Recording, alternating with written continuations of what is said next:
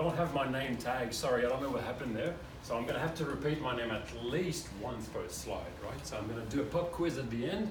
Who knows my name, right? So TROLLY, we started in Australia a couple of years ago, and we're effectively putting together a global marketplace of wine. And one of the big problems I had when I lived in Quebec is actually, we all speak French, we're one of the biggest wine consumer on the planet, yet we actually don't understand wine. So Italy and Spain, you guys know wine. South Africa, you have a bit of a clue about wine, right? But most countries consuming but not producing wines have no clue what they're drinking. Everything they're receiving is effectively being mass produced, right? So as a market, today as a consumer around the world, you're effectively relying on points and medals and marketing ploys and discounts to actually try and discover a wine, right? So when you walk into a bottle shop, I mean, you guys are all about mid-20s, right? So you're only just starting to discover wine. When you walk into a bottle shop and you have a 2012 Shiraz and a 2013 Shiraz, I mean, right? Which one do you pick? Nobody knows around the planet, right? Now, we're effectively dealing with a really old, archaic, 3 tiers kind of system. There's no direct-to-consumer approaches that is widespread around wine. Now, the challenge is that wine is not mass-produced, right? Yet, we're effectively only moving wine which is being mass-produced, which is a big problem around the planet. Now, today, producers rely mostly on tasting room visits, which essentially means if you like your wines, if you haven't visited a winery, you cannot discover that one winery's wine, let alone the other 300,000 others. Now, the beauty of it is that TROLLY started a couple of years ago working with a number of small wineries, piecing together a big virtual winery, right? So we effectively enable consumers to discover through trusted relationships, right? So that 2012 Shiraz and that 2012 Shiraz, who knows which one is better? However, my uncle just knows about wine. Ask him. Or your sister went and visited a vineyard in Italy, you should really check out what she's bringing back, right? So our aim is to effectively allow consumers to discover wine through a trusted channel. Now, ultimately, all sales that we are processing are in a direct-to-consumer fashion. We do not touch the bottle at all. Same as a few companies not touching real estate or not touching cars. We don't touch wine. And we actually offer producers with a real demand-driven price point. So most producers don't really know if their wine should be 20 bucks or 25 bucks or 35 bucks. This guy there does $65 Shiraz, this lady there does $25 Shiraz. It's the same thing. Why is it so different? We have algorithms managing prices.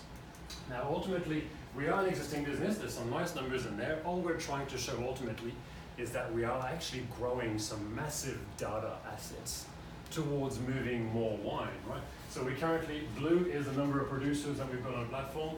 In pink, we're looking at sales. So last year, we did just about 1.7 million sales on the platform. We're effectively growing through real data capability. So in here in pink, the interesting bit is that today, TROLLY is managing about 350 million in wine inventory that we're moving through direct sales.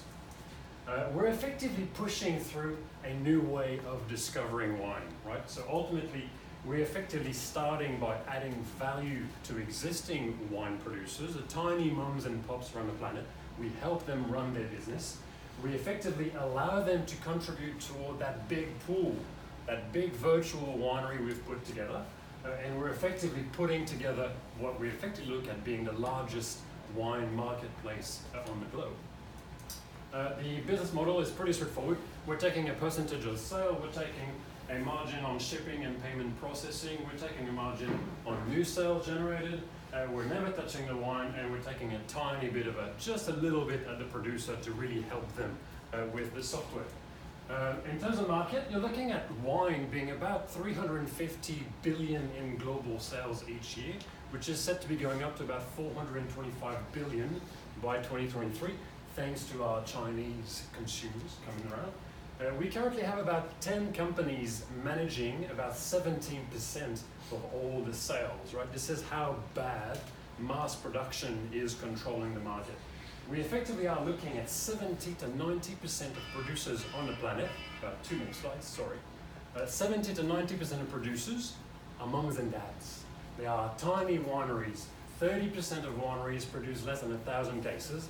1,000 cases is not even a full-time wage for these couples. So unless you go and visit and you buy straight from them, they're a loss. 57% of global production is consumed in 20 countries. So the interesting bit here is that most of the wine consuming countries don't even actually produce the wine. So it's all imported in volume. My name is Sebastien. I should have just repeated that. Sebastien, I've got Jocelyn and Dan on the sales and marketing front. We all combine quite a bit of experience on the technology, the sales, the marketing. We've got the team behind us. We've got a completely distributed and scalable team already put in place.